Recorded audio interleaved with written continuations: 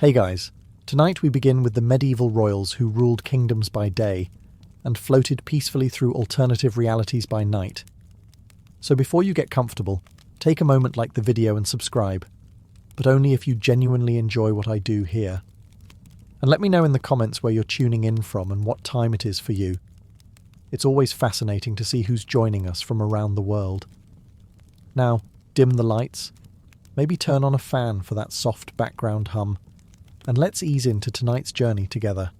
When you hear the name Queen Isabella of Castile, you probably imagine a stern, unstoppable force of political will, the woman who unified Spain, funded a confused Italian sailor who thought he reached Asia, and glared Europe into submission. But beneath the iron rule and religious intensity, Isabella kept another kingdom under control. Her personal pharmacy, which would make a 21st century wellness influencer pass out from shock. Being queen was stressful. You had crusades to coordinate, nobles to threaten, treaties to sign, and at least 5 people per day trying to overthrow you before lunchtime. So Isabella did what any overwhelmed ruler in the 15th century would do. She opened her herbal cabinet, a cabinet filled with medieval medicine that worked suspiciously well and probably violated modern narcotic laws in 17 different countries. Take insomnia, for example. Today, you'd drink chamomile tea. Isabella. She got served opium tea, not a gentle bedtime blend, but a sleeping draught so powerful it could put a warhorse into a coma. Feeling stressed before a diplomatic meeting? Isabella's doctors reached for cannabis-infused balms, because apparently international relations were best handled while your shoulders melted into the throne. But the real star of her medical lineup was mandrake root.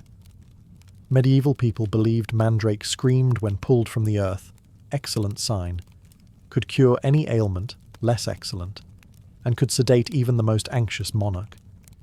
Isabella drank mandrake preparations the way modern people drink lattes, regularly, confidently, and with only mild fear of hallucinating an angel in the corner of the room. And then there was henbane. Henbane was supposed to relax the mind. In reality, it relaxed you so hard that your mind briefly packed its bags and left. Yet physicians insisted it clarified judgment. Sure, nothing sharpens political decision-making quite like a mild medieval out-of-body experience. There is something wonderfully human about imagining Isabella, the queen who reshaped the world map, sitting in her chambers after a long day, holding her cup of medicinal opium, thinking, maybe I can run an empire and ascend to heaven simultaneously. And the best part, all of it was considered completely normal. No one whispered, "Your Majesty, perhaps this is too strong." No. They said, "This will balance your humours," which was medieval medical slang for, "We have no idea what we're doing, but this stuff knocks people out beautifully." So yes, Isabella conquered kingdoms, launched voyages, reshaped continents, all while occasionally drifting several inches above her throne on the strongest herbal cocktails medieval science could legally mix. If medieval Europe ever hosted a most likely to drink something he shouldn't competition, King Charles the Bad of Navarre would have won by several miles, and probably accepted the trophy while high on something brewed by his court alchemists. Charles didn't get the nickname the Bad for being evil. He got it because he made decisions that ranged from dangerously impulsive to, "Sir, please step away from the potion." His political plans were chaotic, his alliances unpredictable, and his personal wellness routine, a medieval chemistry experiment gone horribly or hilariously wrong.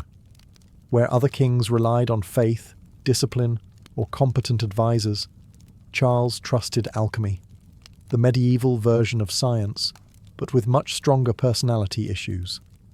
His personal alchemists specialized in potions that promised everything: heightened intellect, improved mood, spiritual clarity, political courage, and, on one memorable occasion, immortality. These mixtures contained delightful ingredients like opium, hashish, hallucinogenic plants, exotic resins that had travelled farther than most peasants ever would, and powders that no one had business inhaling unless they had a death wish or a crown. Charles did not sip these potions cautiously. No. He consumed them with the enthusiasm of a college student discovering energy drinks for the first time. The results were impressive and occasionally catastrophic. One potion reportedly made him so euphoric he tried to negotiate peace with a tapestry. Another gave him visions that he insisted were divine messages from the heavens. His advisors nodded politely, wrote down his ramblings, and tried not to panic when the king began describing conversations with imaginary diplomats. His court physicians, bless their optimistic hearts, insisted that these herbal concoctions would balance the humours. Instead, they unbalanced everything: his emotions, his sleep, his decision-making, and arguably his entire kingdom. And yet, Charles kept drinking them, because to him, these brews were not recreational. They were strategic tools. If a potion made him fearless, he'd wage war. If a potion made him paranoid, he'd accuse neighbouring rulers of plotting against him. If a potion made him glow with cosmic self-confidence, he'd declare sweeping reforms that no one understood. Eventually, even foreign ambassadors learned the signs. If Charles greeted them calmly, he hadn't visited the alchemy lab yet. If he greeted them while sweating, trembling, or quoting prophecy, they knew negotiations were about to get very unpredictable. So yes, Charles the Bad was not just a king. He was medieval Europe's most committed potion taster. And in a world without warning labels, he explored the limits of alchemical medicine with heroic, or reckless, enthusiasm. Frederick II, Holy Roman Emperor, King of Sicily, crusader, philosopher, falcon enthusiast, multilingual genius, basically the medieval version of a walking Wikipedia page, also had a lesser-known hobby: sampling any herbal or chemical substance his scholars claimed would expand the intellect, which, in medieval science, meant absolutely anything. Frederick surrounded himself with scholars from across Europe and the Islamic world, men who studied astronomy, mathematics, medicine, and most importantly, experimental narcotics. These physicians carried jars full of powders, tinctures, scented oils, resins, and dried plants that looked suspiciously like the ingredients list for an ancient rave. But Frederick was curious, dangerously curious. Where other kings asked, "Is this safe?" Frederick asked, "What will happen if I take two?" His scholarly advisors, who should have known better, encouraged this curiosity. In their defense, they sincerely believed these mixtures opened the mind to higher understanding. In practice, they opened the mind to conversations with falcons, hallucinations of angels wearing questionable fashion choices, and entire nights spent debating philosophy with people who had definitely left the room. Frederick's favourite substances were aromatic resins and herbal vapours used by Arab physicians during surgery and meditation. These fumes induced calm, clarity, and, if inhaled long enough, the sensation that the imperial ceiling had started breathing. Frederick would sit in these fragrant, haze-filled chambers, pondering law, science, religion, and why exactly his hands looked so interesting. It's no wonder the Pope once called him the Antichrist. He probably smelled the incense cloud drifting from Frederick's tent and thought, "That man is seeing God in ways we did not authorize." Frederick also experimented with hashish preparations, brought by scholars who insisted it improved concentration. And to be fair, it did, at least until Frederick's concentration drifted into contemplating metaphysics so intensely that he forgot an entire council meeting while sitting in the same room. And the best part? Frederick conducted experiments on his own reaction to every substance. He documented effects, sensations, mood shifts, even philosophical insights. It was medieval journaling.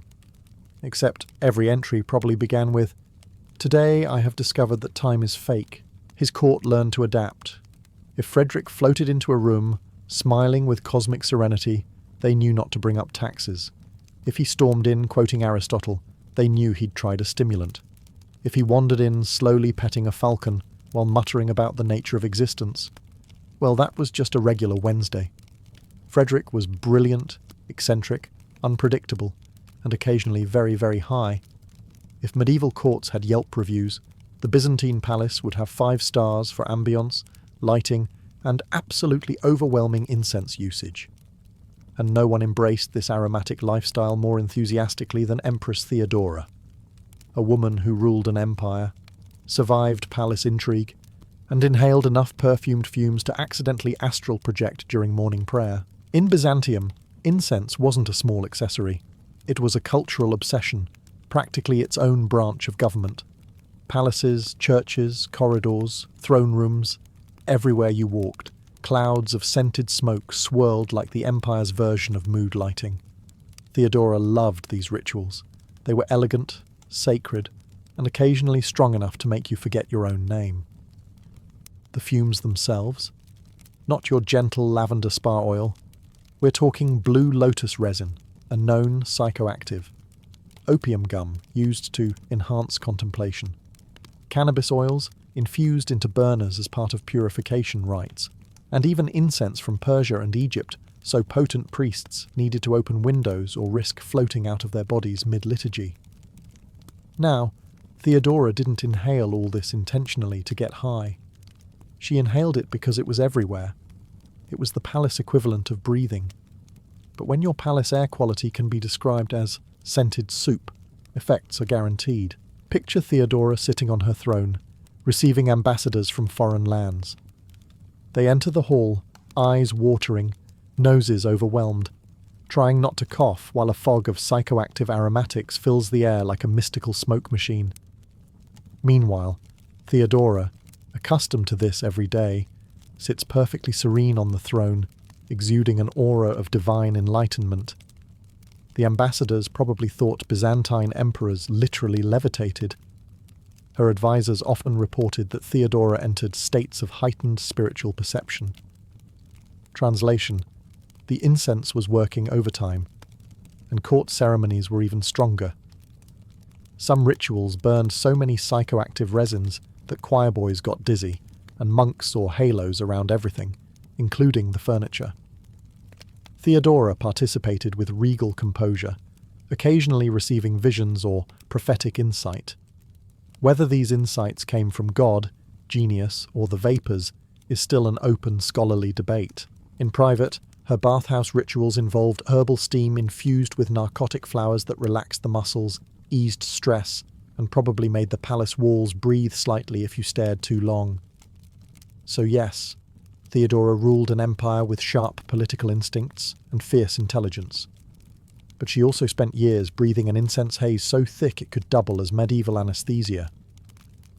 If anyone in medieval Europe deserved an award for most unexpected ways to get high, King Philip the Fair of France would absolutely receive it, and he'd accept it inside a cathedral, surrounded by priests waving incense burners the size of medieval kettles. Philip the Fair was famous for many things: bankrupting the Knights Templar, picking fights with the Pope, and being unreasonably attractive according to every chronicler who ever wrote about him. But what people forget is that Philip spent an astonishing amount of time in church. And these weren't mild, quiet church sessions. These were full medieval liturgical extravaganzas, where the incense wasn't just present, it was aggressively unavoidable. Medieval church incense was nothing like the gentle sandalwood you find in modern yoga studios. Oh no. This was a powerful mixture of frankincense, myrrh, psychoactive tree resins from the Middle East, benzoin, storax, and occasionally herbs that encourage divine visions, which is a polite ecclesiastical way of saying, sit too close and you will absolutely start seeing angels tap dancing on the altar. And King Philip didn't sit in the back row. Philip sat front and centre, directly under the incense clouds, for hours. Imagine the scene: a grand cathedral filled with chanting monks, sunlight pouring through stained glass, and plumes of thick incense swirling dramatically around Philip's head like he's the main character in a medieval music video. While everyone else is quietly praying, Philip is inhaling enough aromatic resin to communicate with the Holy Spirit in surround sound. Priests insisted the purpose was spiritual elevation. Philip took that very seriously, sometimes a little too seriously. Chroniclers describe Philip as deeply contemplative during Mass, often entering states of intense focus, staring fixedly at a single point on the wall as if decoding heaven's Wi-Fi password. Some diplomats claimed he occasionally emerged from ceremonies glowing with inspiration. Others said he emerged glazed over and smiling mysteriously, which is historian speak for medieval incense hit him like a truck, and he attended Mass constantly, not once a week, but daily, sometimes multiple times a day. Which means Philip spent a significant portion of his royal life in a haze of sacred fumes, potent enough to tranquilize a camel. Did he enjoy it? Absolutely. Did it influence his judgment? Let's just say outlawing the Templars and arresting a pope were very bold moves, and perhaps not the kind one makes completely sober. So yes, Philip the Fair ruled France with strategic brilliance, political ruthlessness, and a respiratory system perpetually filled with holy smoke. Queen Eleanor of Aquitaine was many things: political mastermind, cultural icon, mother of kings, and the undisputed queen of making medieval men extremely nervous. But there's one part of Eleanor's life that rarely gets mentioned: her love of wine. And not just any wine. Medieval wine. Enhanced wine. Wine fortified with more herbs than a witch's pantry. See, medieval wine wasn't the delicate stuff you swirl gently while discussing philosophy. Medieval wine was basically grape juice with commitment issues. It was strong, unpredictable, and often improved with herbal additives designed to boost mood, stimulate creativity, or knock you out cold depending on the blend. And Eleanor? She lived in Aquitaine, the wine capital of medieval Europe, a land where everyone had opinions about vintages, barrels, and grapes, and where the court poets were only as good as their nearest bottle. Court records describe Eleanor hosting feasts where the wine flowed freely, and came mixed with delightful additions like wormwood, which made the mind wander into interesting and occasionally alarming places. Hyssop and rosemary, which lifted the spirits.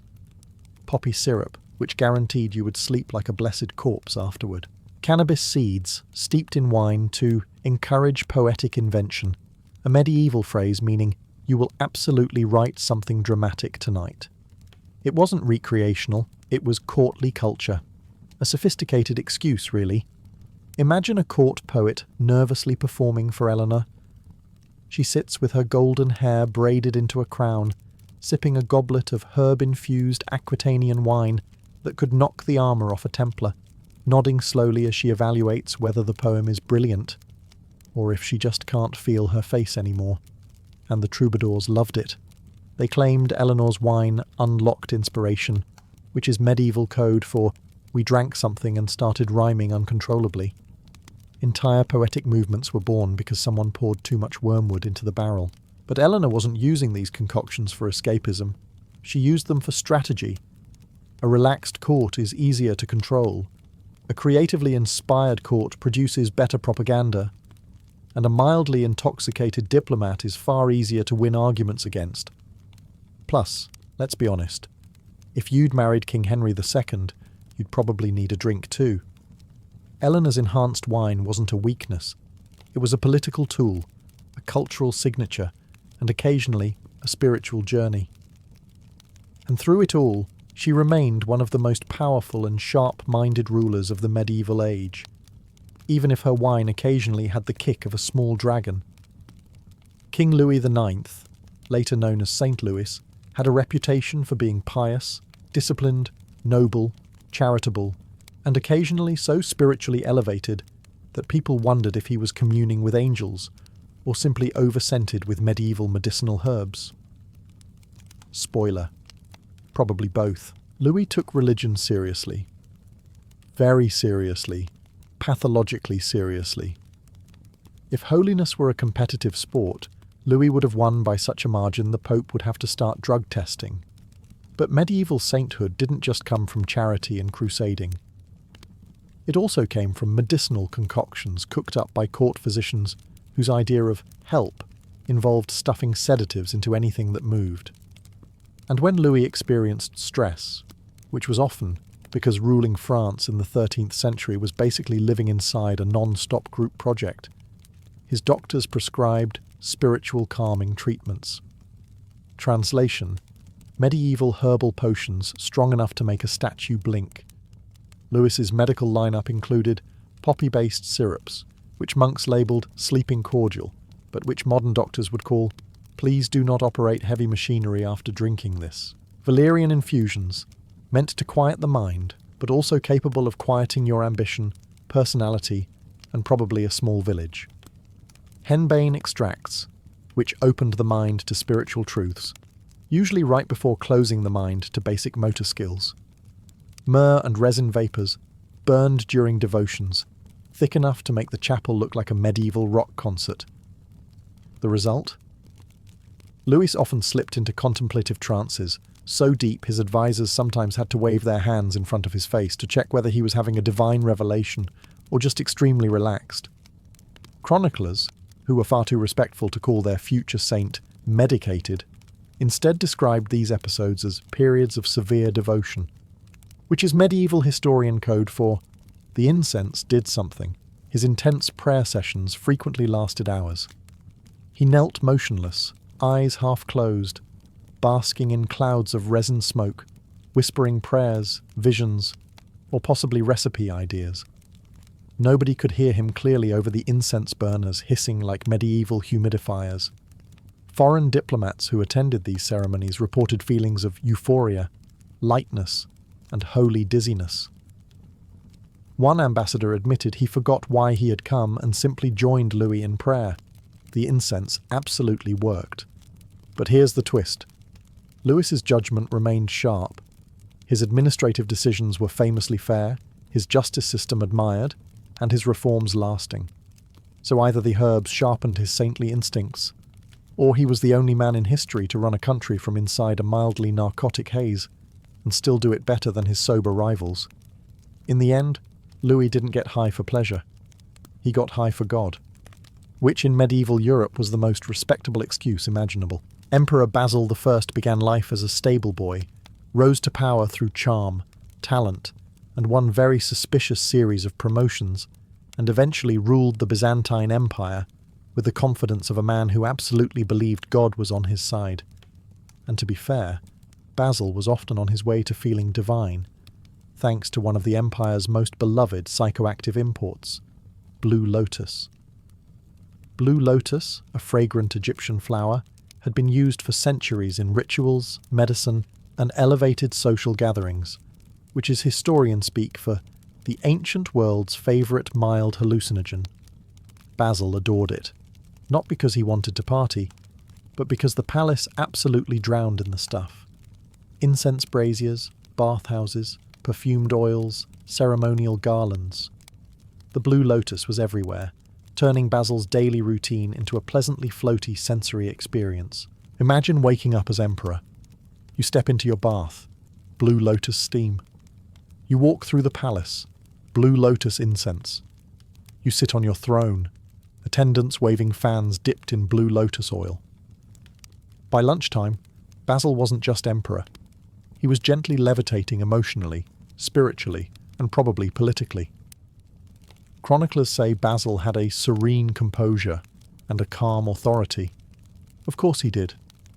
It's easy to stay calm when the air around you smells like an ancient spa and your brain is receiving soft floral whispers of shh, don't worry about the taxes. Foreign ambassadors who visited Basil's court frequently noted the ethereal atmosphere, a polite way of saying the throne room resembled a perfumed fog machine set to maximum. Some envoys left meetings so relaxed they forgot to deliver half their diplomatic messages. One Venetian diplomat wrote that audiences with Basil felt like meeting a god in a cloud of perfume.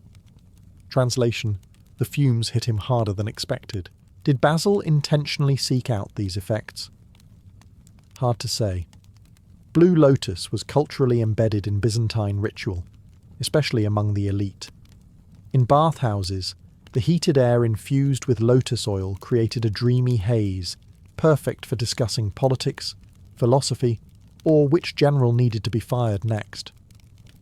But Basil definitely enjoyed the aesthetic. He commissioned perfumes, reordered ceremonial incense blends, and reportedly preferred lotus-scented halls over normal air. Because why breathe boring oxygen when you can breathe something with personality? And the best part? Basil governed surprisingly well. He reorganized finances, strengthened the army, and founded a dynasty, all while living inside a fragrant, mildly psychoactive botanical cloud. So yes, Basil I wasn't just the founder of the Macedonian dynasty. He was Byzantium's most elegantly relaxed emperor. King Richard the Lionheart is remembered as a crusading hero, a military genius, a man whose preferred communication style was loud sword noises, and someone who spent approximately 3 days of his entire reign actually in England. What people forget is that Richard's life was a non-stop conveyor belt of injuries, and medieval medicine handled those injuries with the delicacy of a brick through a window. Richard fought constantly. Siege warfare, skirmishes, duels, battles, tournaments. If violence were a loyalty program, Richard would have reached platinum status in a week. Naturally, he accumulated wounds like a medieval hobby. Arrows, swords, lances, friendly fire, unfriendly fire, you name it, he got hit by it. And because medieval medicine had not yet discovered anesthesia stronger than bite this stick, Richard's doctors relied heavily on opium-based treatments. And when I say based, I mean almost entirely opium. After battles, Richard's medical tent resembled a medieval spa run by someone who had heard about modern pharmacology only through vague rumours. Physicians prepared syrups, poultices, salves, and drinks with so much opium that Richard probably achieved spiritual enlightenment several times without meaning to. Imagine the scene. Richard lies on a table, bleeding, annoyed, and refusing to stop giving tactical orders. A physician approaches with a cup. "Drink this, sire. It will ease the pain." Richard, "Does it also make me invincible?" Physician, "Probably not, but you won't care anymore." Even during long sieges, Richard's pain treatments included poppy wine, essentially medieval NyQuil with delusions of grandeur. Soldiers reported that after taking his medicine, the king would sit upright, calm, composed, and vaguely glowing, offering brilliant military strategies or occasionally reciting poetry at the wall. His most infamous injury came in 1199, when he was struck in the shoulder by a crossbow bolt. Medieval surgery ensued, which involved heated metal instruments, prayers, screaming, and, blessedly, opiate sedation. Richard reportedly remained shockingly calm throughout the procedure, proof that either he was superhuman or the opium dose was strong enough to tranquilize a cavalry horse. And yet, throughout all this, Richard's leadership remained sharp. He negotiated truces mid-siege, led armies with terrifying charisma, and terrified enemies even while bandaged like a medieval scarecrow. In truth, Richard didn't use these substances recreationally. He used them because medieval warfare was basically a full-time attempt to destroy your skeleton. But thanks to medieval medicine's strongest herbal offerings, the Lionheart marched, fought, ruled, and occasionally floated. Queen Joanna of Castile, better known by the unfortunate nickname Joanna the Mad, has long been portrayed as emotionally unstable, dramatic, hysterical, or simply too much for the men who wrote her biographies. But the truth is far less insulting and far more medieval. Her court physicians kept giving her medicinal cocktails so potent they could tranquilize a choir. Joanna lived under enormous political pressure. Her husband betrayed her, her father manipulated her, her son imprisoned her, and half of Europe whispered behind her back like a medieval reality TV cast. So naturally, her doctors decided the solution to her stress was to make her relaxed, which, in medieval medical language, meant chemically launching her into orbit. Her treatments included opium syrups for emotional agitation, also known as "Good night, Your Majesty", cannabis oils applied as balms or placed under the tongue to soften turbulent thoughts, henbane teas, which induced both calmness and the philosophical realization that the floor had interesting textures, nightshade microdoses, the medieval equivalent of asking, "What if we accidentally poison the Queen?" but in a helpful way. Even better, Joanna rarely had a say in any of this. If she cried, they gave her a sedative. If she argued, they handed her another draft. If she tried to explain complex political thoughts, some court doctor nodded softly and said, Yes, yes, drink this. And Joanna, smart, articulate, and exhausted, usually cooperated. Chroniclers later described her as unstable. But let's be honest, if you spent decades being force-fed medieval anxiety medication, locked away from your children, and surrounded by political vultures, you wouldn't be walking around like a serene Disney princess either. Imagine her daily life. Joanna sits near her window, frustrated with her circumstances. A physician scurries over, holding yet another potion. Your Majesty, it will calm your nerves. Joanna. My nerves are fine. I need constitutional authority. Physician. Yes, yes, drink the potion. Within minutes, Joanna is calmer. Not happier, not healthier, but calmer, because the mixture she drank is roughly equivalent to being tackled by a very polite elephant. And the tragedy? The more sedated she became, the more men around her claimed she was unfit to rule. Joanna wasn't mad. She was medicated into oblivion by a court that benefited from her silence. So yes, she lived part of her life in a soft cloud of medicinal haze. Not because she wanted to, but because the political system preferred her that way. King Henry IV of England had one major problem. He could not sleep. And not just, I stayed up too late doom-scrolling insomnia. This was medieval kingdom-crushing insomnia.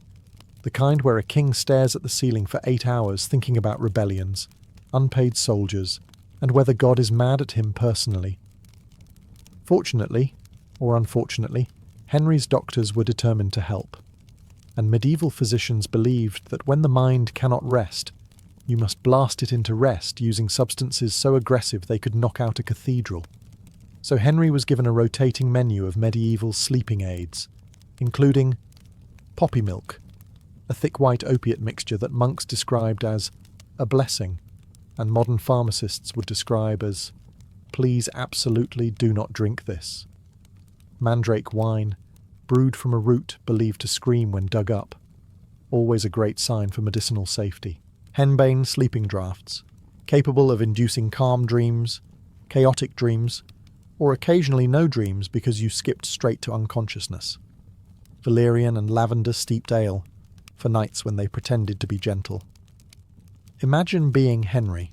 It's midnight, your kingdom is on fire metaphorically, and sometimes literally, and the royal doctor walks in carrying a cup that smells like a wizard's compost heap. Drink this, sire. It will ease your troubles.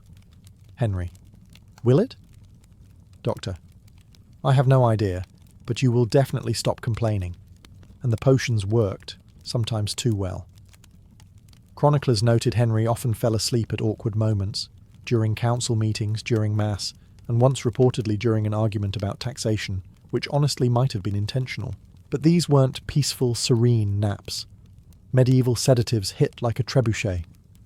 Henry would go from wide awake to horizontal in seconds, only to wake up groggy, confused, and vaguely glowing from the herbal residue. His sleep problems only worsened with age. Stress, illness, and politics turned Henry into a man who practically lived on medicated potions. Each new rebellion meant a new dose. Each new political disaster meant a stronger mixture. His physicians responded to national crises by stirring potions faster. And the irony? Henry wasn't a weak ruler. He was competent, strategic, and stubbornly effective. But insomnia made him volatile, irritable, and prone to pacing the halls at night like a ghost haunting its own castle. So yes, Henry IV spent much of his reign drifting between exhaustion and potion-induced unconsciousness, a king ruling England on the medieval equivalent of prescription sleep grenades. Queen Catherine de Valois, mother of the Tudor dynasty and accidental founder of half of England's future royal drama, had one consistent approach to stress management: fumigation therapy, and not the gentle eucalyptus mist you find in modern spas. No, Catherine enjoyed the medieval version, which was essentially sitting in a small heated room being slow-cooked in psychoactive vapour. Fumigation chambers were fashionable among the medieval elite. They were meant to cleanse the body, calm the spirit, and soften emotional imbalances. In practice, they functioned like herbal hotboxes designed by someone who had never heard the phrase ventilation. Catherine's chambers burned cannabis resin, opium-infused oils, henbane smoke, and various mysterious royal herbs that physicians swore were medicinal, even though none of them could explain why everyone left the room walking into door frames. Imagine Catherine entering the chamber after a long diplomatic disaster. She sits gracefully, a queen ready to unwind. The attendants close the door, a door that seals tighter than a medieval tax collector's purse. Then they ignite the herbal mixture. Slowly, the room fills with thick, aromatic smoke, the kind that makes you question whether the walls are melting or if your problems simply don't exist anymore.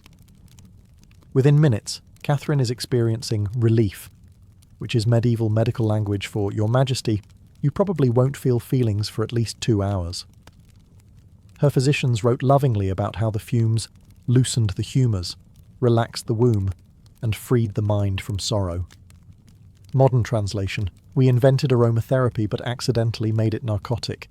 Court attendants occasionally had to escort Catherine out because she stayed too long and began philosophizing with the furniture. One chronicler politely noted that after fumigation sessions, the Queen spoke with great gentleness and contemplation, which is a very diplomatic way of saying she was absolutely floating. Even ambassadors noticed. One Burgundian envoy described Catherine's presence as serene, luminous, and slightly unsteady. Another wrote that speaking with her felt like conversing through a warm cloud. These men weren't poets, they just survived second-hand exposure. But the most entertaining detail? Fumigation was prescribed for romantic vitality? Yes, that kind. And considering Catherine famously married Owen Tudor in secret, then launched a new royal bloodline, one might argue the fumes worked a little too well. So, while Catherine de Valois ruled with grace and left a dynasty behind, a good portion of her emotional stability came from sitting calmly in a room filled with enough herbal smoke to tranquilize the Archbishop of Canterbury. King Alfonso X of Castile, known to history as Alfonso the Wise, earned his nickname not because he behaved wisely, but because he surrounded himself with scholars, astrologers, translators, poets, magicians, and absolutely anyone who could teach him something, whether that something was astronomy, or how to brew a trance-inducing herbal tea in the palace basement. Alfonso believed that knowledge came from 3 places: books, the heavens, and drinking whatever his court philosophers handed him. And since medieval scholars were fond of experimenting with consciousness, altering herbs for research, Alfonso became the lucky royal volunteer for half of Iberia's intellectual science projects. His court brewed concoctions made from mugwort, used by astrologers to open the mind to the stars, or to make you think constellations are winking at you. Mandrake microdoses, because Alfonso believed it unlocked mathematical clarity. Blue lotus and cannabis teas, popular among Andalusian scholars for inducing meditative states. Myrrh and cinnamon infusions, which were supposed to stabilize the humours, but mostly stabilized Alfonso into not standing up for a while.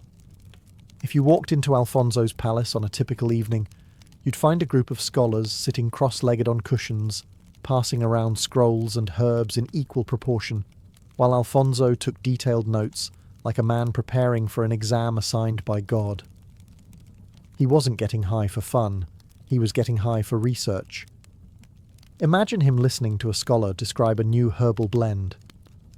Your Majesty, this one encourages astral insight. Alfonso. At last, something that might help me rewrite the legal code. And he did rewrite the legal code.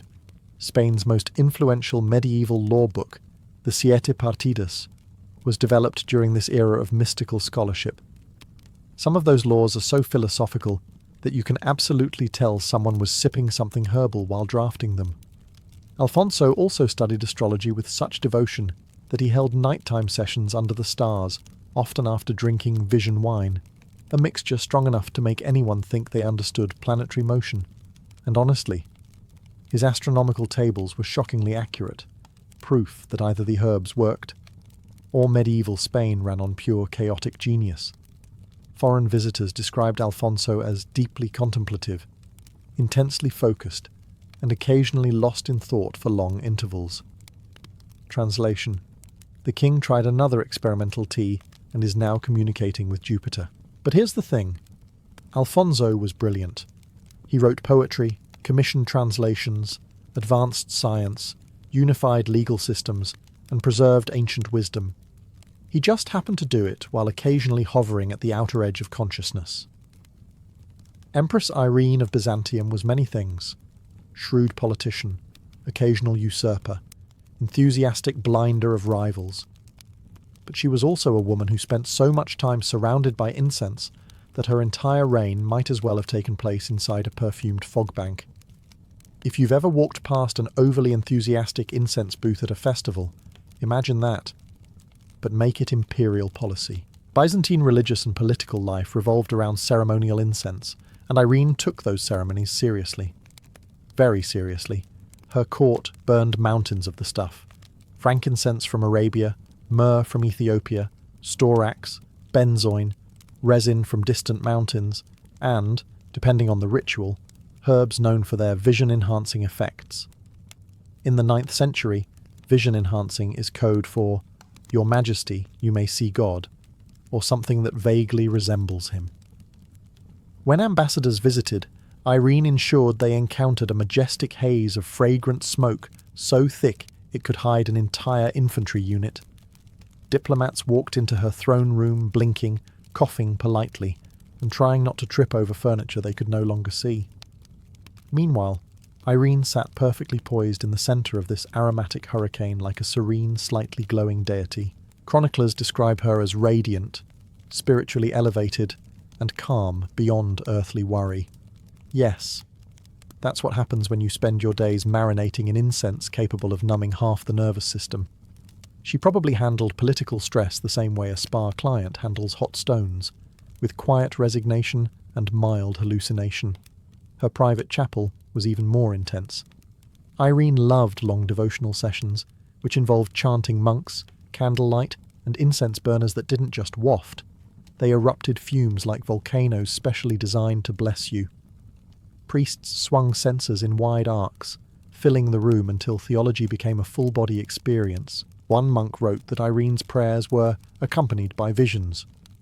Based on how much resin they were burning, those visions could have included angels, saints, or possibly a talking mosaic on the wall. Whatever she saw, it must have been inspiring, because Irene made some bold political decisions afterward, including blinding her own son to secure power. Let's just say, incense alone cannot be blamed, but it certainly didn't hurt her sense of dramatic timing. Her bath rituals were equally aromatic. Heated rooms infused with medicinal herbs created a steam so potent that attendants sometimes needed breaks to avoid walking sideways afterward. So yes, Empress Irene ruled an empire with cunning, faith, and unwavering imperial authority. She also ruled from inside a cloud of incense, strong enough to make a basilica levitate. Few medieval rulers achieved the tragic, chaotic, medically induced reputation of King Charles VI of France, also known by the extremely subtle nickname Charles the Mad. But here's the twist. Much of his infamous instability came not just from illness, but from the heroic quantities of medicinal substances his court physicians kept pouring into him, like medieval bartenders who skipped the part about moderation. Charles began his reign relatively stable, intelligent, charming, capable. Then he experienced a sudden mental breakdown while marching with his army. One moment he was planning strategy, the next he was attacking his own knights because he believed they were imposters sent to kill him. Medieval burnout was no joke. Naturally, his doctors responded with their favourite solution. "Your Majesty, you need more herbs." And when medieval physicians said herbs, they did not mean chamomile. Charles was given nightshade microdoses, which is already a red flag. No dosage of nightshade should be called micro in the 1300s. Henbane elixirs, believed to calm storms of the mind, though they also caused mild paralysis and visionary episodes. Poppy syrups, consumed as casually as tea. Cannabis resins, burned in his chambers during episodes of agitation.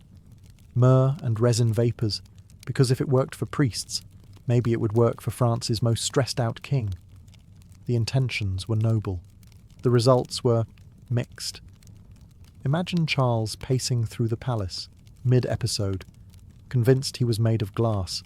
Yes, he sincerely believed this. While attendants tiptoed around him carrying bowls of steaming herbal mixtures strong enough to stupefy a choir boy. There was even a rule in the palace. No one was allowed to touch him suddenly, because he feared he would shatter. His servants walked around him like he was a very anxious chandelier. Now combine this fragile mental state with continuous doses of medieval sedatives that would make modern psychiatrists faint, and you have a king who drifted through reality like a balloon someone forgot to tie down. And yet, Charles had lucid periods. During those rare windows, he expressed heartbreaking awareness of his condition. But the moment he showed distress, his doctors hurried forward with yet another potion that promised clarity and delivered something closer to, "Please lie down before you fall down." His illness was real. His suffering was immense. But the treatments often made things worse. By the end of his life, Charles VI wasn't ruling France so much as floating through it, caught between madness, medicine, and a kingdom praying he wouldn't wander off barefoot into the courtyard again. And that closes our list. A king who lived in a haze not entirely of his own making. Arminius' life began far from marble villas and marching legions. He was born among the Cherusci, a forest people whose world was made of rivers, oak groves, and warriors who believed that freedom was sacred enough to die for. But Rome, as always, had different ideas. In the late 1st century before the Common Era, the empire was expanding into Germania, and peace often came with a contract signed in blood. Tribal princes were taken to Rome as hostages, not prisoners in chains. No, the Romans were far more elegant with their control. These children were insurance policies, raised in the capital to ensure their tribes behaved. Arminius was one of them.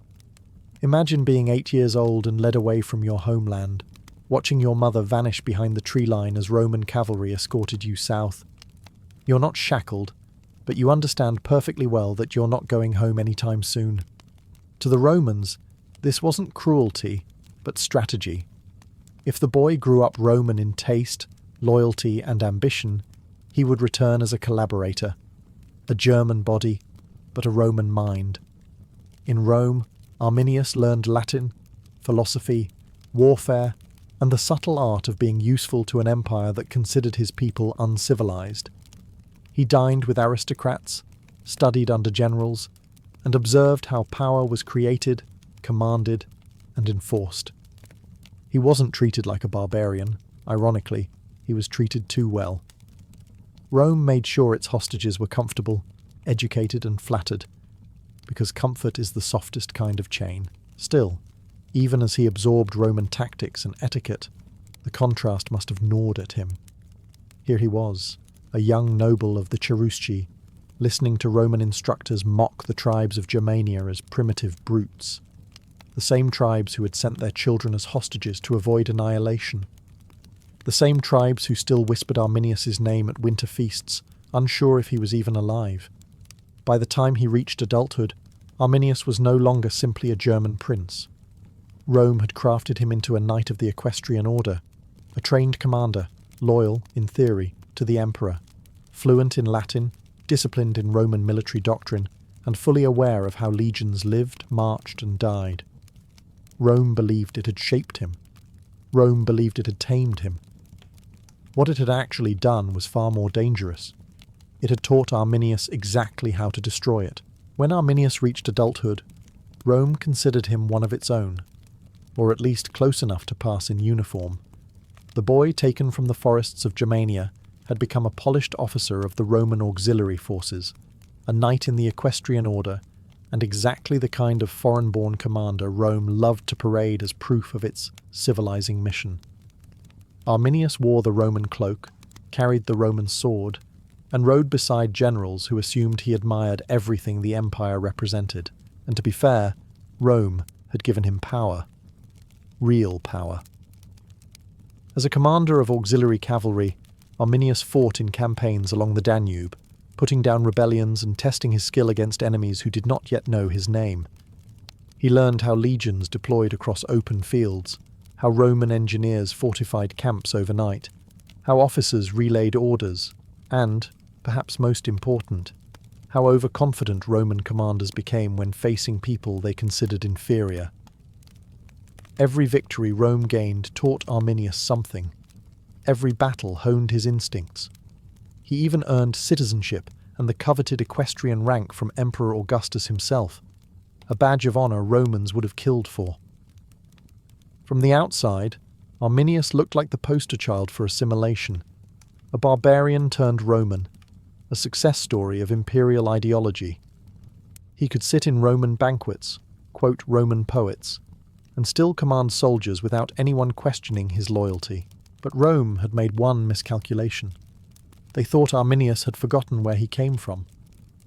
During his service, he heard whispers from the northern frontier, news of Rome tightening its grip on Germania, tribes being humiliated by corrupt governors, and lands being carved into provinces before anyone asked the locals. Rome didn't see the tribes as allies. It saw them as unclaimed property. Taxation, forced disarmament, and puppet chiefdoms followed. To Augustus, Germania was another prize waiting to be absorbed. To Arminius, it was still home. And so the double life began. By day, he rode with Roman officers, smiling, pretending loyalty. By night, he weighed everything Rome had taught him, not as lessons to serve the empire, but as tools to break it. The irony was almost poetic. Rome's training had not Romanized Arminius. It had weaponized him. He was now a soldier who understood both worlds, the discipline of Rome and the fury of Germania. And soon, Rome would learn that this was the deadliest combination imaginable. When Arminius finally returned to Germania, he did not come as a wandering exile, but as a decorated Roman officer. The kind of man governors welcomed with open arms, expecting loyalty and obedience. Yet the moment his boots touched the forest soil of his homeland, he felt the divide between Rome's polished marble and the raw earth of the tribes. Germania was not a land that bowed easily. The rivers flowed the same. The oak groves whispered as they always had. But beneath the familiar landscape there was tension, sharp enough to taste. Rome had promised alliance. What the tribes received was occupation. Publius Quinctilius Varus, the Roman governor, saw his position not as stewardship but as domination. He imposed taxes, an alien concept to tribes who believed wealth was measured in honor, not coin. And he enforced Roman law with an arrogance that outpaced his understanding of local customs. Courts, punishments, and demands for tribute spread like a rash, irritating every chieftain from the Weser to the Rhine. Rome might have believed it was bringing order, but to the Germans it felt like a slow suffocation. Arminius saw it immediately.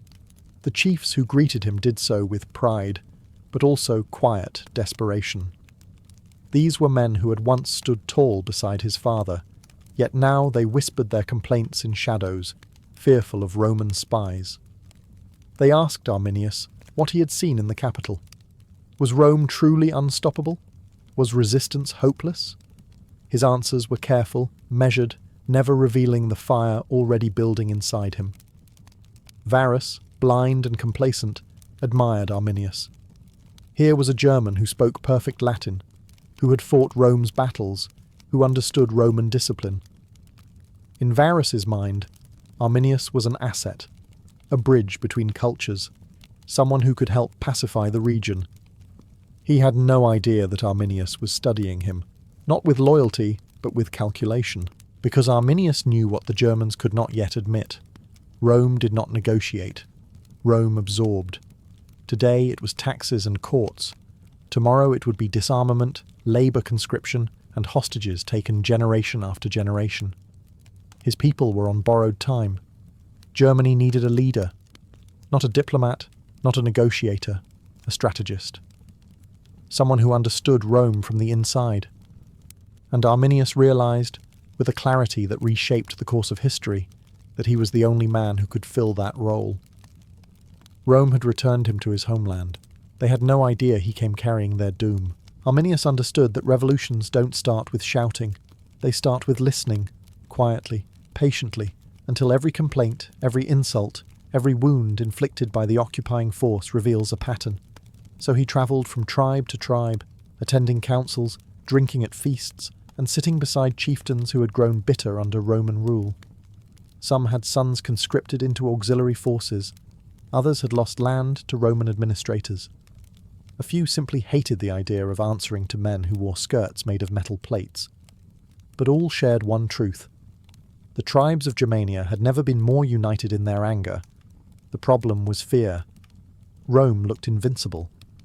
3 legions guarded the region, disciplined, armoured, and led by Varus, a governor who may have been incompetent but still commanded overwhelming military force. The tribes had fallen before Rome before. Why should this time be different? Arminius had the answer, because unlike any Germanic leader before him, he knew Rome's weaknesses. He knew how legions marched, how they reacted under pressure, how supply lines could be disrupted, how commanders trusted maps more than instincts. And most importantly, he knew how overconfidence could blind even the most seasoned Roman officer. He began to whisper the unthinkable. Rome could be defeated. Not in open battle. That would be suicide. But in the forests, where the trees closed in and cavalry became useless. In the mud, where heavy armour turned soldiers into stumbling statues. In narrow passes, where legions could not deploy into their perfect formations. Germania was not just home, it was a weapon. But a rebellion required unity, and unity required trust. So Arminius met secretly with leaders like Segimer, his father, Malavendus of the Marsi, and chiefs from the Bructeri and the Chatti. They formed the skeleton of a coalition that Varus never suspected existed. At councils lit by firelight, warriors leaned forward as Arminius outlined a plan bold enough to feel like madness. Lure Varus deep into unfamiliar territory during a staged uprising, then destroy the Roman army piece by piece. Some chiefs hesitated. Betraying Rome was one thing. Executing a coordinated attack on 3 legions was another. But Arminius's confidence was contagious. His knowledge was precise. His conviction was unmistakable. And slowly, resistance transformed into resolve. By summer's end, the trap was ready. The only thing left was to bait Varus, a task that Arminius knew would be almost too easy. After all, nothing is simpler than deceiving a man who already believes he cannot be fooled.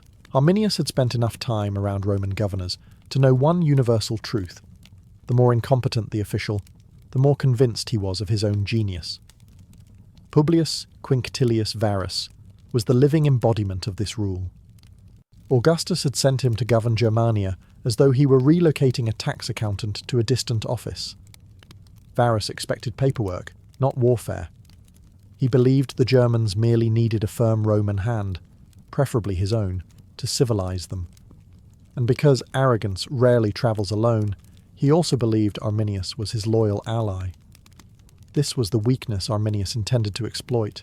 He began feeding Varus carefully crafted lies, that a rebellion had erupted in a remote region, that certain tribes were restless, that Roman authority was being questioned. Nothing dramatic, just enough to poke at Varus's pride. Varus had spent months forcing Roman law upon people who didn't want it. The idea that anyone dared resist him was intolerable. Arminius played him like a man tuning a harp, plucking each string until Varus convinced himself the situation required his personal intervention. The brilliance of the deception lay in its subtlety. Arminius never pushed too hard. He never raised his voice. He simply reported concerns, offered to guide the legions, and assured Varus he had everything under control. In doing so, he reinforced the governor's favourite story, that Rome had successfully Romanized a German prince who was eager to prove his loyalty. Varus swallowed it completely. As summer waned, Arminius suggested that the legions march into the Teutoburg region to deal with the supposed uprising. Varus, confident in his authority and even more confident in Arminius, agreed without hesitation. He gathered 3 legions, the 17th, 18th, and 19th, along with auxiliaries, camp followers, merchants, and wagons. It was not a rapid strike force. It was a lumbering parade of men who believed the forests were nothing more than background scenery. But a few Roman officers were not so easily fooled. Segestes, a Germanic noble who distrusted Arminius, warned Varus bluntly, "Do not trust this man. He plots against you." But Varus dismissed the warning. Why? Because Varus trusted paperwork, ranks, and Roman titles, and Arminius possessed all of them. When the march began, Arminius rode at Varus's side, face calm, voice loyal, heart burning. He told Varus the path was safe. He told Varus the tribes needed Roman guidance. He told Varus exactly what the governor wanted to hear. And behind the polite smiles, the greatest ambush in Roman history was already unfolding. The march began under a sky that promised rain. Not an unusual omen in Germania, but one the Romans should have taken more seriously. The Teutoburg forest was dense, old, and deeply unfriendly to travellers who relied on straight roads and wide formations. Rome had built its empire on open terrain, where legions could spread their wings and let discipline do the killing. But in Germania, the trees closed in like walls, the ground turned to sucking mud, and visibility shrank until the world became a narrow corridor of dripping leaves. Varus, oblivious, pressed forward. He brought with him not just soldiers, but entire civilian entourages, cooks, smiths, merchants, servants, and animals. This wasn't an army on high alert. It was a mobile administration office. The column stretched for miles, winding through forest paths like a silver snake strangled by vines. And at the head of this unwieldy procession rode Arminius, offering guidance like the perfect ally. Then, at precisely the moment he needed to vanish, Arminius requested permission to gather allied Germanic troops to help subdue the fake rebellion he himself had invented. Varus, convinced of his loyalty, let him go. It was the last decision he made that wasn't soaked in regret. As Arminius disappeared into the trees, the weather turned. Sheets of rain hammered the canopy. Wind howled through the branches. The muddy ground transformed into a swamp disguised as a road. Roman shields grew slick, their sandals lost grip. Wagons overturned in ditches. Cohesion fell apart as soldiers tried to keep formation in terrain that punished every step. The Germans could not have asked for a better stage. Hidden behind branches, trenches, and natural ridges, warriors from multiple tribes waited. Men Arminius had personally rallied over months of secret meetings. Their bodies were painted, their weapons ready, and their fury sharpened by years of humiliation under Roman rule. They watched quietly, letting the Romans sink deeper into the forest, deeper into vulnerability, deeper into the trap from which there would be no escape. Varus still believed he was marching toward a minor revolt. He had no idea the revolt was behind him, above him, and surrounding him on every side. And somewhere in the dripping green labyrinth, Arminius raised his arm, the signal he had waited years to give. The forest held its breath. The Romans marched blindly, and Germania prepared to strike. The first attack did not come as a grand clash of armies. It came as a scream, sharp, inhuman, echoing through the dripping branches. A moment later, a volley of spears erupted from the tree line, tearing into the Roman column. Men collapsed before they even understood what was happening. The forest exploded with war cries, the kind that bypass logic and punch directly into the spine. Germania had been waiting decades for this moment, and it came like a storm breaking free of its chains.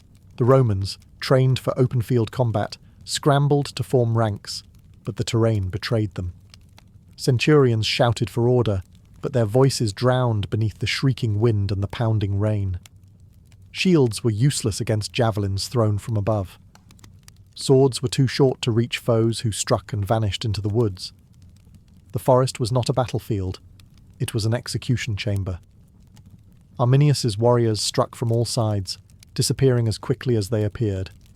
A handful rushed forward to attack, then fell back before the legions could respond. Others targeted officers, cutting off command before it could stabilize the line. Everywhere Varus looked, the trees themselves seemed alive with movement. Shadows flickering, blades flashing, enemies attacking and vanishing like ghosts. Wagons overturned, blocking the narrow path. Horses panicked, trampling soldiers.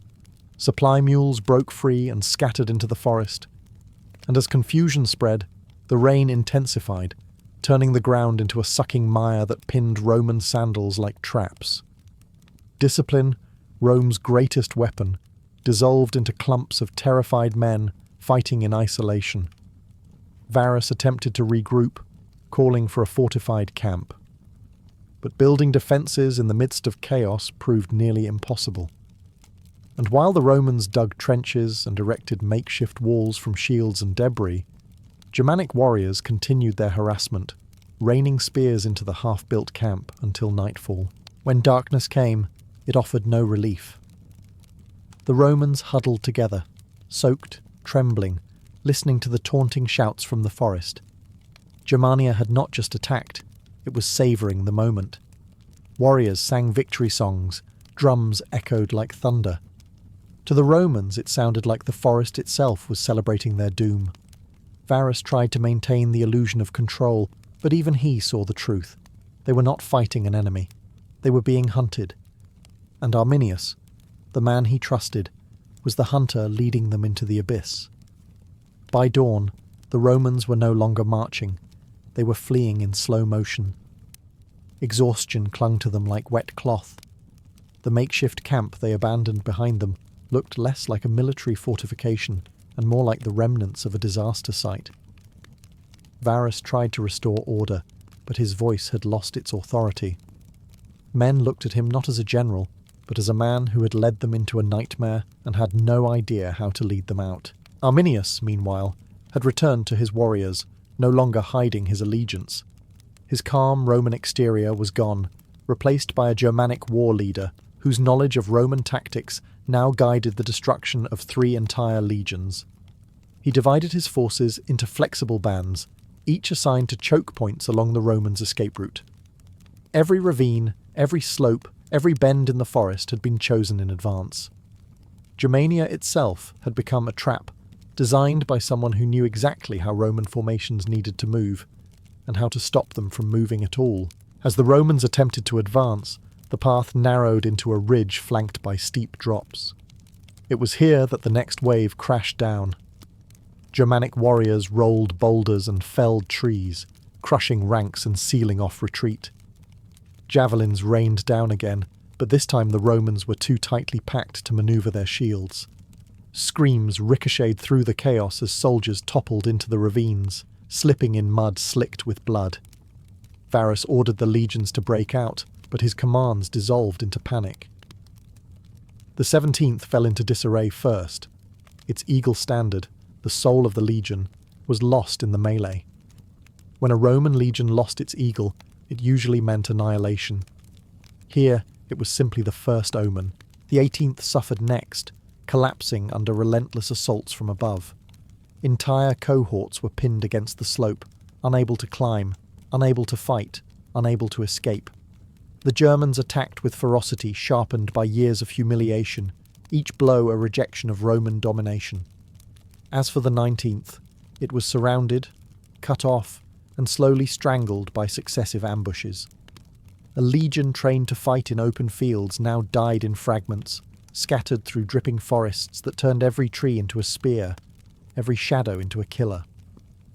Varus realized he had lost not just the battle, but the Empire's illusion of invincibility. Somewhere amid the wreckage of men and armour, one truth settled over the survivors like a burial shroud. This was no revolt. This was retribution. By the 3rd day, the Teutoburg forest had become a graveyard. The Romans were not simply defeated, they were erased. 3 legions that had once been the pride of the empire no longer existed. Their eagle standards were lost to the mud and the trees. Their officers lay scattered among broken equipment, crushed wagons, and corpses half buried in swampy soil. And somewhere in the chaos, Varus, recognizing the magnitude of his failure, fell on his own sword, choosing death over the humiliation of capture. When word reached Rome, Emperor Augustus reportedly tore his robes, shouting, "Quinctilius Verus, give me back my legions." But there were no legions to give back.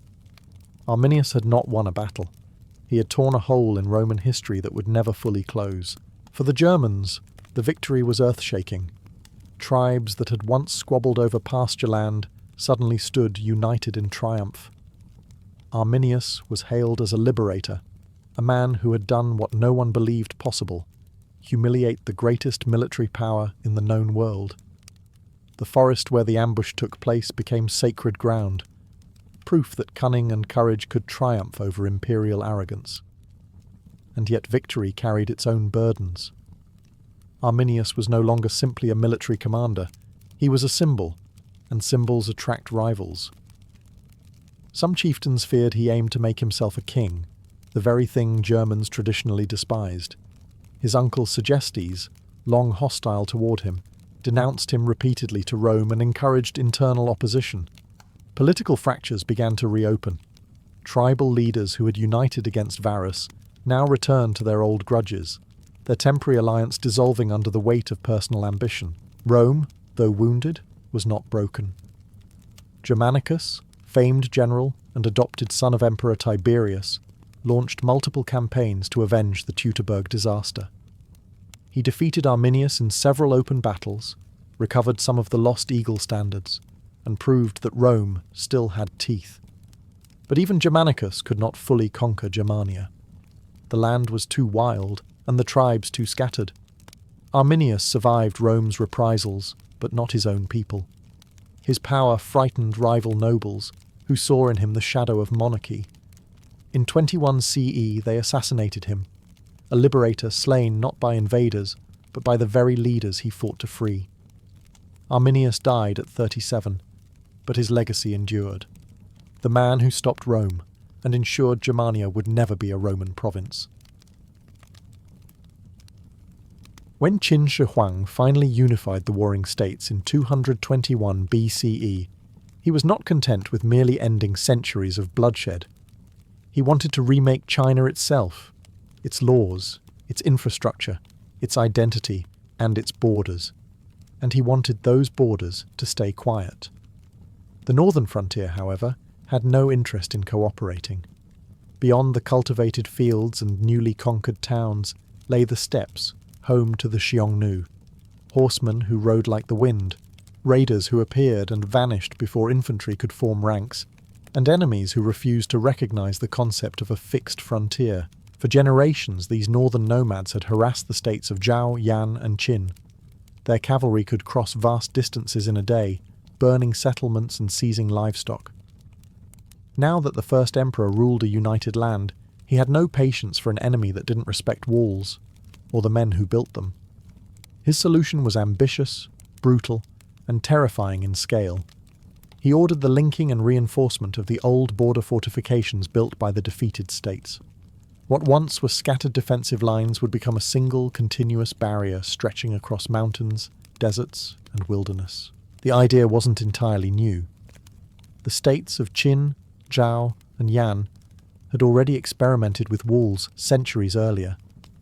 But Qin Shi Huang envisioned something far greater, a spine of stone, earth, and wood that would mark the northern limit of civilization and keep the barbarians out. It wasn't simply a military project, it was a symbol, a declaration of permanence from a ruler obsessed with making his rule eternal. But even grand visions come with a cost, and the emperor had a unique solution to labour shortages. He would use the people who had displeased him. Tens of thousands of conscripted peasants, soldiers, debtors, and prisoners were dispatched to the frontier. Many had been punished for criticising imperial reforms, failing to pay taxes, or even being related to someone who offended an official. Now they marched north in chains, not knowing whether they would build a wall, freeze on a mountainside, or simply vanish. Qin Shi Huang's architects assured him it could be done. His generals assured him it would be worthwhile. His officials assured him the people would obey. And so the project began. A colossal undertaking meant to secure an empire, define a civilization, and leave behind a monument that would outlive every man who touched it. A monument that would become, for many, not a wall, but a tomb. The order to build the wall spread through the newly unified empire like a winter wind, cold, sudden, and impossible to ignore. Imperial officials appeared in villages with wooden tablets listing names, quotas, and penalties. Men between 15 and 50 were expected to serve. Farmers were taken from their fields, artisans from their workshops, and soldiers from their barracks. Some went willingly, believing the emperor's promise of strengthened borders. Most went because refusal meant death. Qin law was famously unforgiving, and the wall was built on that unforgiving foundation. For many families, the moment of conscription felt like a funeral.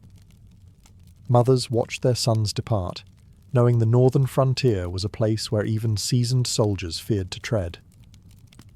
Wives stood silently as husbands were marched away in chains, uncertain whether they would ever return. The emperor's decree did not distinguish between the innocent and the unlucky. Even those accused of minor infractions, late taxes, unregistered tools, disrespect toward local officials, found themselves branded labourers and shipped to the harshest work sites in the realm. Convoys of prisoners, peasants, and soldiers stretched across the roads of Qin, thousands walking in rigid formation as overseers barked orders.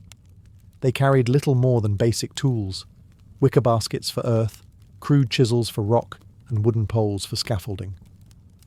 Once they reached the frontier, there were no inns, no warm shelters, no tidy barracks waiting. Instead, they found jagged mountainsides, barren deserts, and an expanse of wind so fierce it seemed determined to tear flesh from bone. Work began before dawn and continued until the stars returned. Overseers enforced discipline with whips and rods.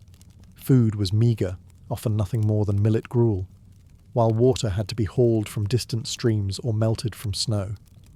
Labourers who collapsed were given moments to recover, but only moments. The emperor demanded speed, and speed demanded sacrifices. And yet, amid the cruelty, there was a strange unity. Soldiers who once served rival kingdoms now hauled stones side by side. Criminals laboured next to peasants who had never broken a law in their lives. Under Qin rule, everyone was equal in one respect. No one was allowed to stop working. As the first foundations took shape, the labourers realised something that chilled them more than the northern winds.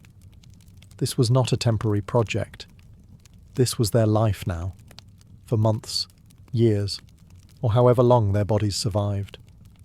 The wall was rising, and its builders were disappearing into it. The northern frontier was nothing like the fertile heartland the labourers had left behind. There were no familiar terraces of rice, no gentle rivers winding through valleys. The Great Wall was to be built where nature itself resisted human presence. In the west, the land dissolved into the dry breath of the Gobi Desert, where dunes shifted like living beasts and swallowed roads overnight. Farther east rose the Yin Mountains, jagged ranges that tore at the sky and forced men to cling to rocks like insects. Everywhere else lay unforgiving plains patrolled by Xiongnu scouts, who watched the construction from a distance with cold curiosity. For the labourers, the frontier felt like exile. Winters arrived early, smothering the ground in snow that never fully thawed. Winds screamed across the landscape, bringing sand that scoured faces raw and ice that cracked wooden scaffolding. Some days, men worked wrapped in layers of woven grass just to keep their skin from freezing.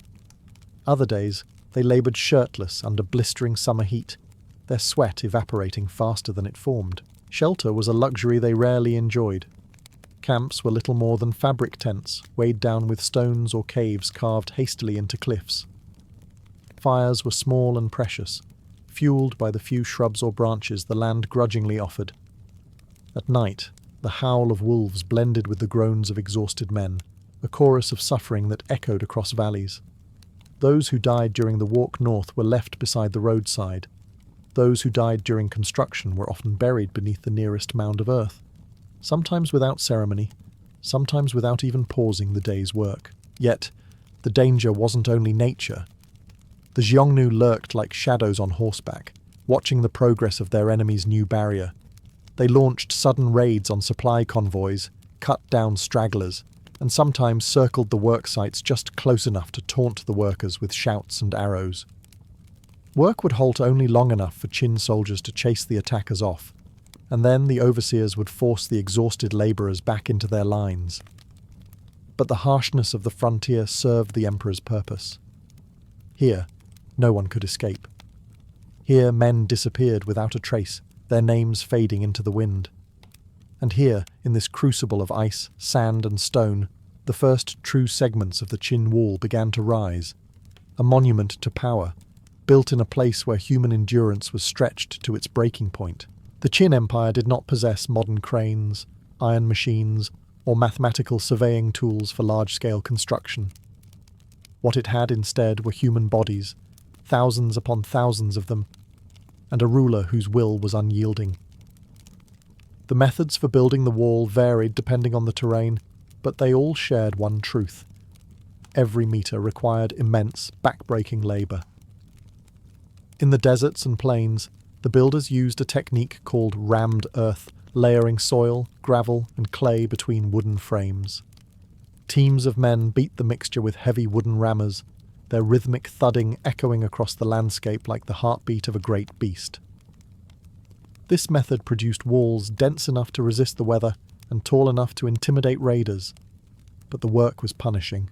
Shoulders dislocated, palms blistered open, and men collapsed in the dust from dehydration. In the mountains, the task grew even more brutal. Workers carved paths into cliffsides, hauling stones up steep slopes that seemed determined to throw them back down. Ropes snapped. Scaffolding collapsed. Slabs of granite slid like avalanches, crushing those unfortunate enough to stand in their path. To the overseers, these deaths were simply part of the cost. "Replace them," they ordered, waving forward the next line of trembling labourers.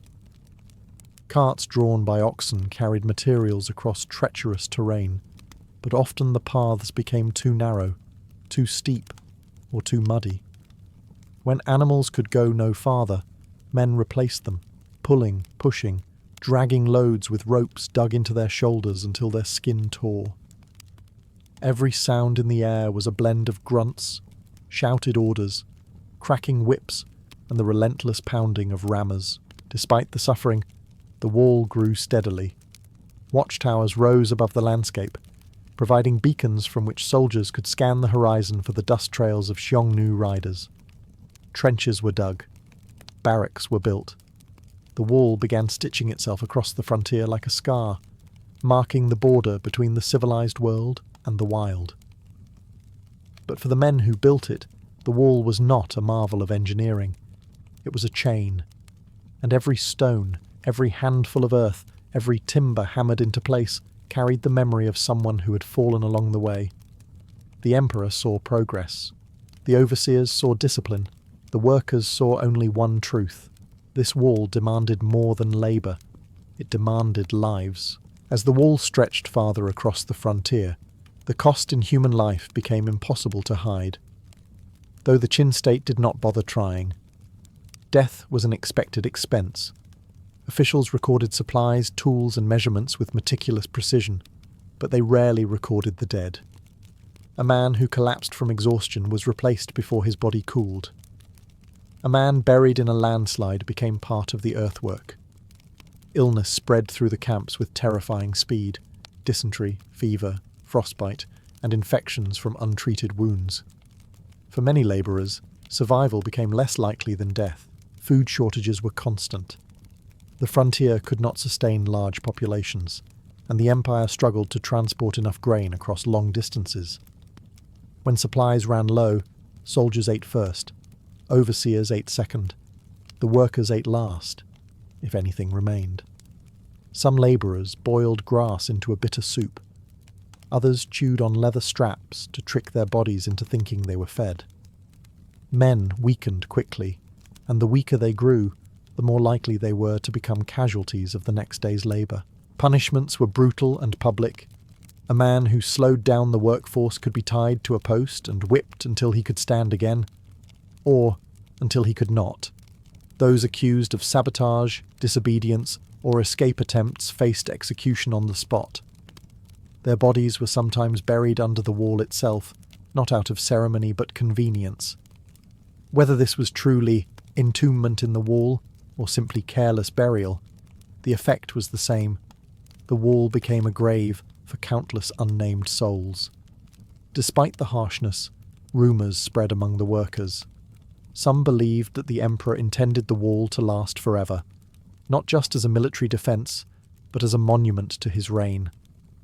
Others whispered that Qin Shi Huang was terrified of death and sought permanence in structures that could outlive him. To the builders, these whispers only deepened their resentment. They suffered not for a cause, not for protection, but for the ambition of one man. Yet even in despair, moments of humanity flickered. Workers shared their remaining food. Old veterans taught younger men how to wrap cloth to protect their shoulders. At night, men sang songs of their homes, reminding one another that they had lived real lives before becoming faceless labourers in the emperor's machine. Still, the truth remained. The wall was growing, and men were dying faster than the empire could replace them. Each new section completed stood as both a triumph of engineering and a testament to the vanished thousands who had fallen beneath it. The wall rose higher, and the shadow of the emperor grew longer. While the labourers bore the weight of the wall's construction, the soldiers stationed along the frontier paid their own steep price. They were not simply guards. They were symbols of Qin authority, extensions of the emperor's will. Yet even their rigid discipline could not mask the reality that this was one of the harshest postings in the empire. Many had once marched triumphantly in Qin's wars of unification. Now they found themselves stationed atop windswept ridges, staring into a horizon that promised only danger. Their duty was relentless. Every watchtower required round-the-clock surveillance, especially at night when the Xiongnu were most likely to strike. Soldiers huddled around small fires, gripping their spears, listening to the distant snorts of unseen horses. The northern winds gnawed at them just as mercilessly as they did the workers. Armour offered little warmth. Cloaks froze stiff. In winter, even drawing breath felt like inhaling knives. Though soldiers received better rations than labourers, shortages struck them too. Supplies struggled to cross mountains where snow blocked passes, and convoys risked ambush. When grain failed to arrive, soldiers went hungry alongside the men they guarded. And unlike the labourers, who could collapse without consequence, soldiers were expected to endure. Weakness in a guard post could doom an entire stretch of the frontier. Tensions grew between the two groups. Soldiers enforced order with strict authority, driving workers to continue even when exhaustion made their hands shake. Yet many soldiers quietly sympathised with the labourers, recognising the same fear in their eyes. Fear of a landscape that killed as ruthlessly as any enemy. Some secretly shared food or water, small gestures that risked severe punishment if discovered. And then there were the battles. While the wall was under construction, Xiongnu raiders launched sudden attacks to disrupt progress. They targeted isolated camps, supply caravans, and partly completed fortifications. Soldiers sprinted across ridges to repel these assaults, often fighting outnumbered, their feet slipping on loose earth or icy stone. Many fell from cliffs or were struck down before reinforcements could arrive. When the fighting ended, the soldiers returned to their posts, knowing that their victories were temporary and their losses permanent. The wall may have been built for defence, but during its construction it felt more like a provocation, a reminder to the Xiongnu that Qin intended to claim the frontier. And the soldiers stationed there understood a painful truth. They were defending a project that was still incomplete, still vulnerable, and still costing lives every single day. Even the army, the pride of Qin, could feel the emperor's ambition pressing down like a weight they too might never be able to escape. As months turned into years, the construction of the Qin wall became a rhythm that consumed the frontier. Every day began the same way. A whistle from an overseer, the clatter of tools being lifted, and thousands of feet trudging to the next unfinished stretch. Progress wasn't measured in miles, but in misery. How many men survived the day? How many collapses could be repaired? How many new sections could be forced into existence before darkness returned? The wall did not grow in a straight, elegant line. It twisted along ridges, followed the contours of mountains, and dipped into valleys where the earth was soft enough to mould. Different regions produced different styles: packed earth in the west, stone layers in the northern mountains, timber fortifications in forested areas. This patchwork reflected the frantic pace of Qin expansion. Build whatever you can, as long as it stands tall and stands now. For the labourers, the wall's progression felt surreal. One morning they would wake to an empty ridge, barren except for scattered rocks. By nightfall, that same ridge would be crowned with a rampart, crude but imposing, the product of thousands of hands breaking, hauling, pounding, and shaping the landscape. Workers often stared at the newly raised segments with a numb mixture of awe and despair. They were building a monument larger than themselves, yet they had no claim to it. Their names would never be recorded. Their families would never know where they died. Still, the work never stopped. In rainy seasons, mud turned to glue, sucking off shoes and trapping carts until teams of men dragged them free. In dry seasons, dust storms swallowed entire work sites, forcing labourers to cover their faces with scraps of cloth, while continuing to hammer earth into place by feel alone. Thunderstorms shattered scaffolds. Earthquakes collapsed portions that had taken months to construct. Each disaster meant repeating the same grueling tasks with even fewer survivors remaining. The Empire kept sending more men, fresh criminals, newly conscripted peasants, political offenders. Some arrived defiant, others terrified, but all eventually succumbed to the same exhaustion. They were absorbed into the machine, into the slow and relentless march of expansion. A man had no past on the frontier. He had only the wall in front of him and the overseer behind. As the wall stretched farther, labourers whispered a bitter phrase: "The wall grows, the empire grows, but we grow fewer." Yet the project persisted, driven by a single truth. Qin Shi Huang demanded a barrier that would reshape the world, and the world, unwillingly, was being reshaped stone by stone, life by life. As the wall crept across the frontier like a giant scar, its purpose expanded far beyond defence. Qin Shi Huang did not merely want to keep invaders out, he wanted to keep his empire in. The wall became a visible reminder of his authority, stretching farther than any messenger could travel in a day, a physical declaration that the emperor's reach extended into the most remote and desolate corners of the world. It was as if he carved his name into the landscape itself, demanding that all who looked upon it remember who commanded heaven and earth. For many in the empire, the wall became a symbol of dread rather than pride. Stories circulated about men who were dragged from their homes simply for criticizing imperial reforms, sentenced to labour on the frontier until their bones gave out. Families whispered warnings to their children: "Obey the law, or the wall will take you." The very mention of the northern worksites could silence a crowd. It was widely believed that those who vanished into the construction camps were rarely seen again, and the truth was not far from the rumours. Officials, too, used the wall as political leverage. A rival bureaucrat could be accidentally assigned to oversee a remote section, a subtle death sentence disguised as promotion. Even nobles feared offending the wrong minister. The wall was an equalizer in the most brutal sense, stripping away wealth, rank, and privilege. On the frontier, everyone answered to the emperor alone, yet Qin propaganda spun a different tale. Court poets and scholars praised the wall as a dragon of protection, a sacred shield guarding the realm from chaos. Travel records described it as the greatest engineering achievement in history. Statues and inscriptions celebrated the emperor's benevolence in securing peace for future generations. But those who actually worked on the wall knew the truth. It was built with more cruelty than stone. Still, the wall did its job. The Xiongnu, unnerved by the rapid expansion, retreated farther north, uncertain how to confront a barrier that grew faster than they could tear it down. Patrols reported fewer raids. Farmers along the inner frontier began to sleep with a little less fear. The emperor's vision, for all its brutality, was shaping the geopolitical landscape. But beneath this veneer of stability, resentment simmered.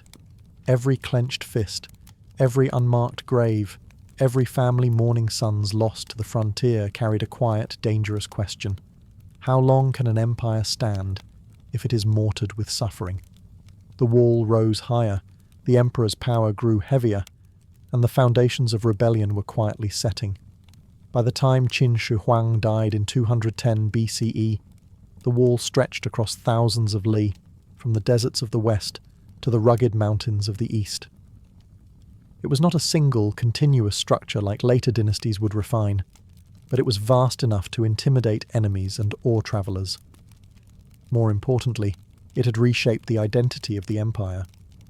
The Qin Wall was both a grand achievement and an open wound, one that pulsed with stories of suffering whispered across generations. After the emperor's death, the state he built unravelled with brutal speed. His successors proved incapable of holding together the lands he had unified, and rebellion erupted across the empire. The harsh laws he imposed, the taxes he demanded, and the relentless construction projects he forced on the population had poisoned public sentiment. The wall, once portrayed as a protective dragon, was now remembered as a monument to oppression. Many veterans of the frontier joined the uprisings, carrying with them scars, both physical and emotional, from their years on the northern ridge. When the Qin dynasty fell and the Han rose in its place, the new rulers inherited the fractured remains of the wall. Instead of abandoning it, they chose to rebuild and expand it, recognizing its strategic value. But unlike the Qin, the Han used diplomacy alongside force, forging alliances with some nomadic groups while reinforcing vulnerable stretches. The wall, once a symbol of the first emperor's obsession, now served a more practical purpose, a managed frontier rather than an impossible barrier. Yet the legacy of the Qin Wall remained unmistakable. In folk tales and songs, it became known as the structure where 10,000 men died, a place where the earth itself held the bones of the forgotten. Archaeologists would later discover graves near ancient sections, confirming what workers had always murmured. The wall consumed lives as readily as it repelled enemies. Even today, stories persist of spirits wandering the old ramparts, echoes of men who never returned home. But despite its grim origins, the wall influenced centuries of Chinese defense strategy and ultimately inspired the far more famous structures we now associate with the Great Wall. Without the Qin, there would be no massive stone ramparts snaking across mountaintops, no watchtowers piercing the sky, no monumental testament to human endurance. In the end, the Qin Wall stands as a paradox, a masterpiece built from misery, a shield forged through suffering, and a reminder that even the greatest monuments come with shadows. The wall survived its makers, but their stories remain buried within it, silent, unmarked, and eternal. Long before the roar of modern crowds or the gleam of international stadiums, the Olympic Games were born in a quiet, fertile valley in the western Peloponnese. Olympia was not a bustling city or a political powerhouse. It was a sanctuary, an ancient grove where the Greeks believed the presence of gods lingered in the rustling leaves. Here, amidst wild olive trees, marble altars, and the scent of burning offerings, the earliest foundations of the games took shape. The year 776 BCE would later be named the First Olympiad. But the truth was far older. No one can say when the Greeks first gathered to honour Zeus with physical contests. Myths offered competing stories. Some claimed Heracles, fresh from performing his legendary labours, established the games to thank Zeus for granting him strength. Others insisted that Pelops, a hero whose chariot victory won him a kingdom, founded them to commemorate his divine triumph. Every version shared one theme. The games began where humans sought to reach toward the divine. Olympia's sacred identity made it the perfect stage. Unlike the warring city-states scattered across Greece, the sanctuary belonged to no single polis. Its temples, treasuries and altars were neutral ground, protected by religious law. Even enemies were expected to behave with reverence upon entering its boundaries. And because the Greeks believed Zeus watched from above, every athlete who entered the arena carried not only the pride of their city, but the weight of divine judgment. But the games were not created merely to entertain. They were offerings, gifts of strength, endurance, and courage presented to the gods. Victories brought honour not just to the athlete, but to Zeus himself. Losing was not shameful. Failing to give one's best effort was. It was said that an athlete must compete for the glory of Zeus alone, a reminder that ambition was allowed, but arrogance was not. As pilgrims gathered from distant lands, Sparta, Corinth, Athens, Elis, they arrived with the same awe one might bring to a sacred pilgrimage. They came bearing sacrifices, prayers, and hopes. Before any race could begin, before any athlete could be crowned, priests lit the sacred fire at the altar of Zeus, its smoke rising into the sky as an invitation to the divine. In that moment, the world of mortals paused. Ritual replaced rivalry. Piety overshadowed politics. And from this sacred space, the Olympic Games emerged, not as sport, but as a holy dialogue between humans and gods. A dialogue that would soon unite all of Greece. To understand the true power of the ancient Olympics, one must first understand Greece in the 8th century BCE, a land of fierce independence, proud rivalries, and constant conflict. City-states like Sparta, Athens, Argos, and Corinth were more than neighbours. They were competitors in politics, trade, and war. Feuds could last generations. Borders shifted with every season. Distrust was the default. And yet, every 4 years, something extraordinary happened. A divine peace known as the Ekacheria, or sacred truce, was proclaimed across the Greek world. Heralds travelled from Olympia to the farthest city-states, announcing that during the upcoming games, all warfare must stop. Soldiers were ordered to put down their spears. Generals postponed campaigns. Even bitter enemies agreed, if only temporarily, to honour the will of Zeus. This truce was not a polite suggestion. It was a sacred obligation. Violating it meant offending the king of the gods himself, an act considered reckless at best and suicidal at worst. The Greeks believed that the gods watched over the games with sharp, discerning eyes, ready to punish those who disrespected their festival. The practical effects were astonishing. Roads that were usually dangerous suddenly became safe. Pilgrims could walk hundreds of miles across mountains, past hostile territories, and through strange cities without fear. Athletes, trainers, poets, merchants, and spectators made their way to Olympia in long caravans, united by a purpose greater than politics. For many Greeks, the journey itself was a spiritual transformation. A Spartan might travel beside an Athenian without reaching for a weapon. A Corinthian merchant might share a wineskin with a Theban storyteller by the roadside. These were encounters that never would have occurred in wartime, and in Greece, wartime was most of the time.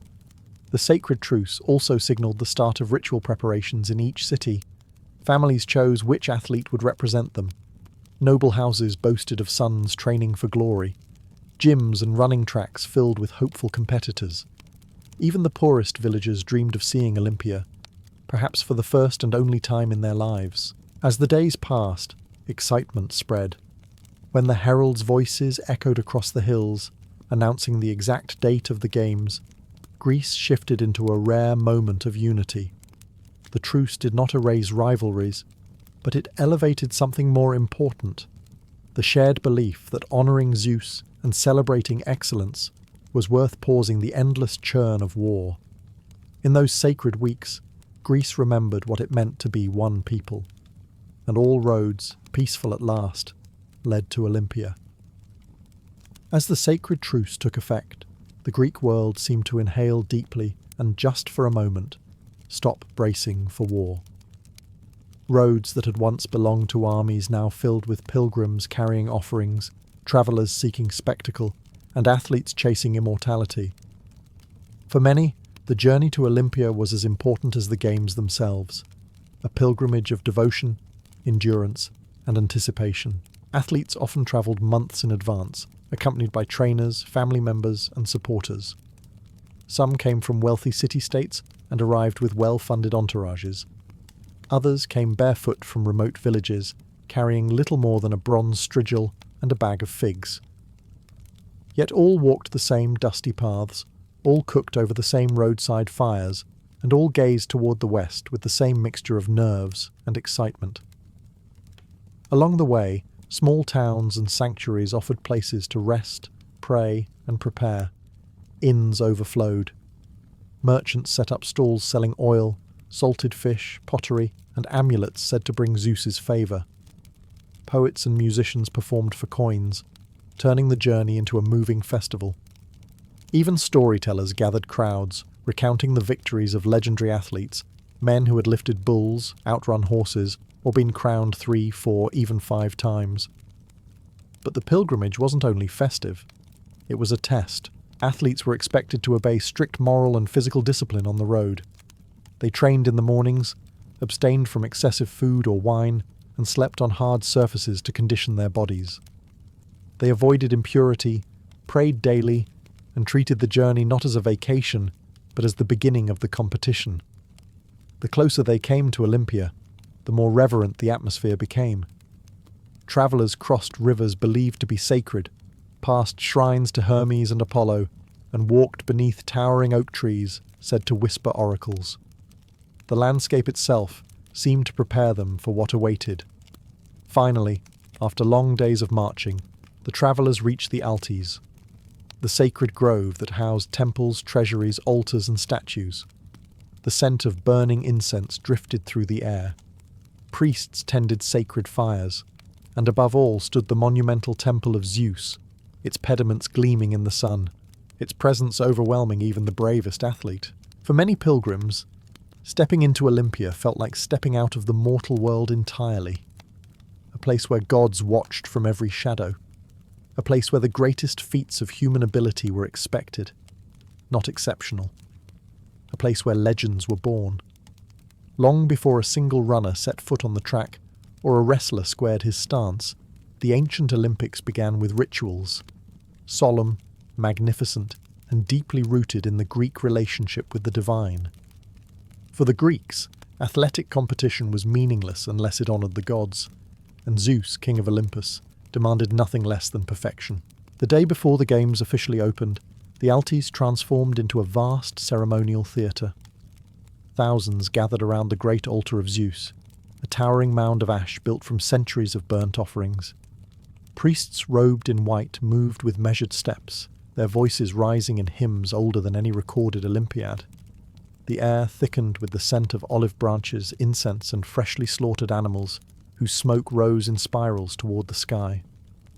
Athletes took part in a sacred oath ceremony at the Bouleuterion, the council hall, standing before the statue of Zeus Horkios, Zeus of Oaths. They swore to obey the rules of the games, to compete honourably, and to train rigorously for the required 10 months. Breaking the oath invited not only punishment from officials, but divine wrath. In front of Zeus's steely gaze, no man dared lie. Parents and spectators also offered sacrifices: small bronze figurines, coins, olive wreaths, and textiles. These were tokens of gratitude or desperate prayer. A father might sacrifice a goat, hoping his son would return victorious. A pilgrim might bring a simple offering of barley cake, asking only for safe travel home. The value of the gift mattered less than the sincerity behind it. The most dramatic ritual came with the hecatomb, a public sacrifice of 100 cattle to Zeus. As each animal fell, its blood soaked into the sacred earth, symbolizing purification and awe. The choicest meat was burned for the god. The rest would later feed thousands in a massive communal feast. In this shared meal, rivalry softened. Athletes who would soon battle in the stadium sat side by side, tasting the same sacred food. Musicians played flutes. Poets recited hymns celebrating Zeus, heroes, and past Olympic champions. Children ran between the crowds carrying olive leaves from the sacred grove. Even the wind seemed to hush, as if the world were pausing for the ritual to settle across the land. Only once the sacrifices were accepted, only once Zeus was honoured, could the games begin. For without the blessing of the Father of Gods, no victory meant anything. And without ritual, the Olympics were not competition. They were sacrilege. With the rituals complete and Zeus duly honoured, the sanctuary of Olympia shifted from a solemn temple ground into the heart of the Greek world's greatest festival. The first official moment of the Games was the opening procession, a spectacle that captured the spirit of unity the Olympics were meant to embody. At dawn, a trumpet blast echoed through the Altes, bouncing off marble columns and rustling the sacred grove. Athletes, judges, officials and heralds gathered at the entrance of the sanctuary, each representing a different city-state, each carrying the pride of their homeland on their shoulders. Despite Greece being a patchwork of independent, and often hostile polis, the procession presented a vision of what unity could look like. Leading the march were the Hellenodikai, the judges of the Games. Selected from the city of Elis, they trained for months to learn the rules, the rituals, and the proper conduct expected of Olympic officials. Dressed in flowing robes, they walked with a solemn dignity, for their authority came not from law, but from Zeus himself. Behind them came the athletes, moving in orderly lines, bodies gleaming with oil, muscles carved by months of laborious training. Some bore the rugged physique of Spartans, hardened by discipline since childhood. Others carried the proud elegance of Athenian competitors, trained in gymnasia filled with philosophers and poets.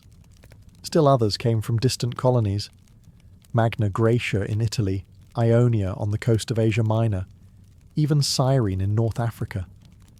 When they marched together, it stretched across the sanctuary like a living tapestry of Greek identity.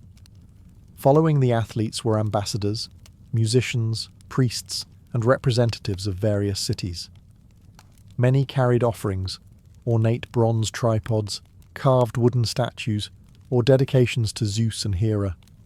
Chants and songs accompanied the march, blending reverence with celebration. The procession wound its way past the temples, the treasuries, and finally into the stadium, an elongated bowl carved into the landscape. No seats existed. Spectators stood or squatted on grassy embankments, thousands crowding shoulder to shoulder. When the athletes entered, a roar rose from the spectators, a thunderous greeting from all of Greece. In that moment, differences dissolved. Spartans stood near Athenians without exchanging insults. Argives applauded Corinthians. Families wept with pride as sons stepped into the arena of heroes. The opening procession did more than begin the games. It reminded a fractured world that for 5 sacred days, all Greeks walked the same ground, under the same sky, before the same god. When the procession ended and the athletes took their places, all eyes turned toward the stadium, an elongated grassy field carved directly into the earth. Unlike the marble arenas of later centuries, the early Olympic Stadium had no stone seating, no towering walls, no lavish ornamentation. Its simplicity was intentional. The Greeks believed athletic contests should not distract from the purity of the competition or the presence of the divine. This was not entertainment. This was a sacred test of human excellence before the gods. The stadium stretched roughly 192 meters, the length of one stadion, the unit that gave the world the word stadium. At each end stood starting lines carved into stone, worn smooth by centuries of bare feet. Spectators lined the embankments. Men of all ages, priests with solemn expressions, aristocrats wrapped in fine cloaks, travellers from distant lands, and even philosophers eager to witness physical ideals in motion. Women, however, were barred from attending. Only priestesses of Demeter were permitted inside. For everyone else, the games were strictly a male domain. A hush fell as the herald stepped forward, raising his hand. His voice rang out across the field, announcing the start of the first and most ancient event, the stade race, a full sprint from one end of the stadium to the other. The athletes took their positions, toes pressed into small grooves in the stone, bodies coiled like bowstrings. Their skin glistened with olive oil, dusted lightly with sand to help their grip. There were no lanes, no starting pistol, only the herald's signal. A single trumpet note pierced the air. The runners exploded forward. Spectators roared as the athletes shot across the field, arms pumping, legs kicking up dust. There were collisions, elbows thrown, bursts of desperate speed, as each man sought to prove himself not merely fast, but divinely favoured. Victory was decided by inches. When the first runner crossed the finish line, a wave of shouts swept across the stadium. His name would be recorded for eternity, not as a champion of his city, but as the victor of an Olympiad. But sprinting was only the beginning. The coming days would bring wrestling, boxing, the brutal pancration, chariot races, and pentathlon contests that tested strength, skill, and endurance. Yet standing in that stadium, hearing the thunder of feet and the cries of thousands, one truth became clear. The Olympic Games were more than competition. They were a declaration of human potential, performed under the watchful gaze of Zeus himself. And every athlete who stepped onto that sacred ground knew this was where mortals proved they were worthy of memory. While the sprint opened the games, it was only the first spark in a blaze of competition. The ancient Olympics unfolded as a series of events designed not merely to entertain, but to measure the full spectrum of human ability. To win in Olympia was to achieve a kind of immortality, for the Greeks believed that true excellence, arete, was the closest mortals could come to divinity. One of the most admired competitions was the wrestling match, a contest of strength, balance, and willpower. Wrestlers coated themselves in olive oil and then dust to improve grip. With their hair bound and bodies gleaming, they entered the sandy arena like statues brought to life. Victory went to the athlete who forced his opponent to touch the ground 3 times. The battles were silent, intense, and deceptively graceful. 2 bodies intertwined in a dance that tested every muscle, every breath. Then came boxing, far more brutal than its modern counterpart. Fighters wrapped their hands in leather thongs called himantes, sometimes stiffened with wool or metal. There were no rounds, no weight classes, no time limits. The match ended when someone collapsed, surrendered, or died. Faces were smashed, ribs cracked, and teeth scattered across the sand. Yet spectators revered the boxers, believing their courage honoured Zeus. The pancration, however, was the true test of fearlessness. A blend of wrestling and boxing with almost no rules, it allowed kicking, holds, chokes, throws, and joint locks. Only biting and eye gouging were forbidden, though desperate athletes sometimes attempted them anyway. Victors of the pancration were celebrated as the strongest, most unbeatable warriors of Greece. Olympians who triumphed in this event often went on to command armies or become legends in their cities. The pentathlon showcased versatility: discus, javelin, long jump, a short sprint, and wrestling. Pentathletes were admired for their balance of speed, agility, and precision. Watching a discus arc through the air or a javelin whistle across the field was like witnessing mastery in motion, a reminder that the Olympics celebrated beauty as much as strength. And then there were the equestrian events, held not in the stadium but in the massive hippodrome. Chariot races were chaotic, violent, and exhilarating. Horses collided, chariots overturned, and dust storms swallowed entire teams. But victory brought immense glory, not for the driver but for the wealthy owner who sponsored the team. Every event at Olympia revealed a different side of human excellence. Some showcased precision, others courage, others pure endurance. But all of them, in their own way, paid homage to the gods, proof that mortals could shine brilliantly, even if only for a fleeting moment in the sun. Victory at the ancient Olympics was not decided by medals, nor by national anthems, nor by podium ceremonies. It was determined by a single moment, a judge raising his hand and declaring one name aloud.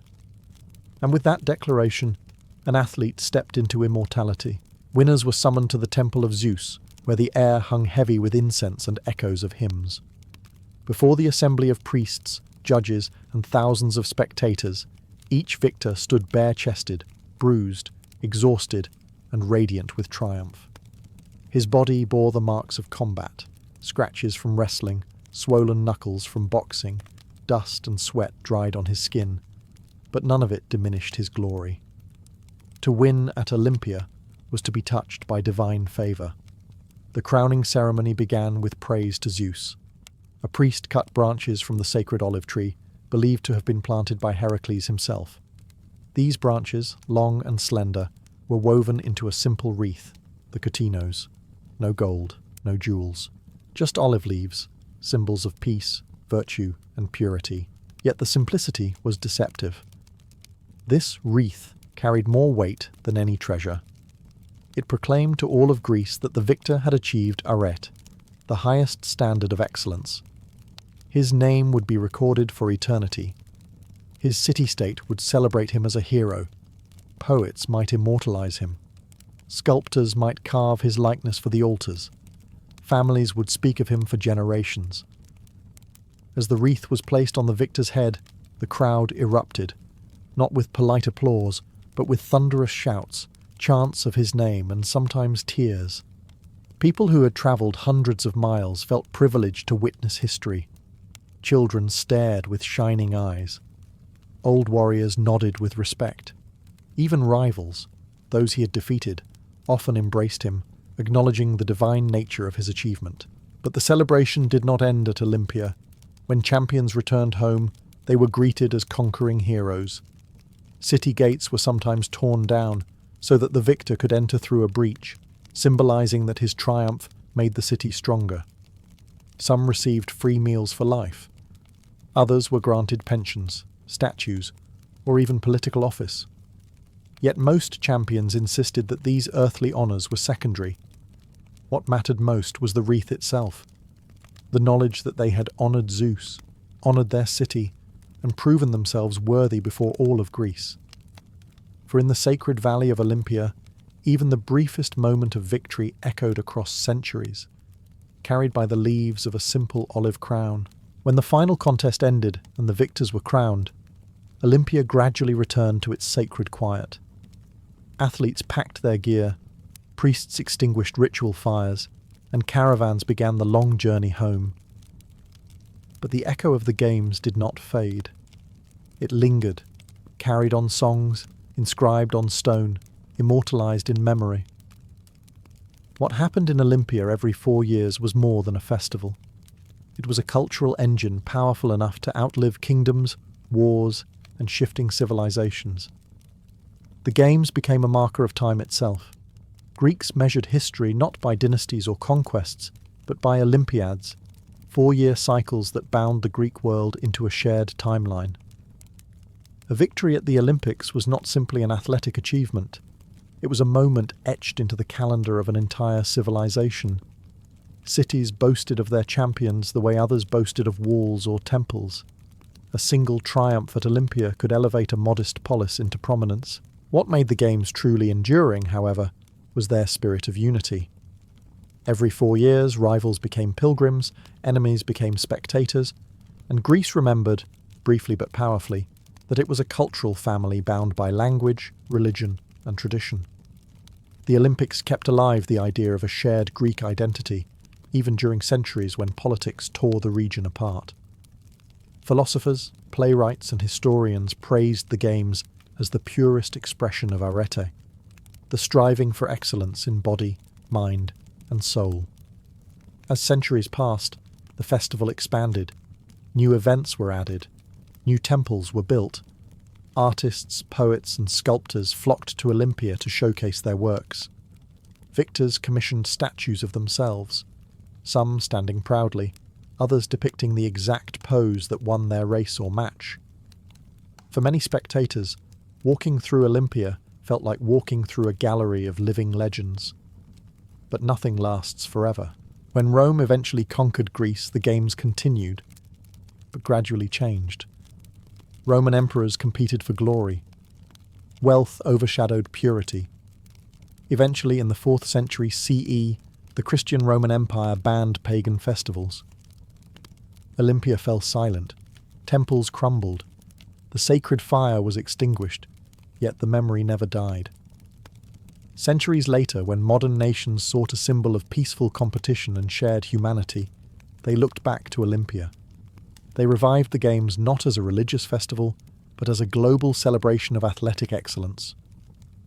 Today's Olympics, with all their spectacle, technology, and worldwide reach, are descendants of that humble sprint in 776 BCE. What began in a sacred grove with offerings to Zeus became a tradition that spans continents. A reminder that even in a divided world, humanity can unite, if only for a moment, to honour the extraordinary potential of the human spirit.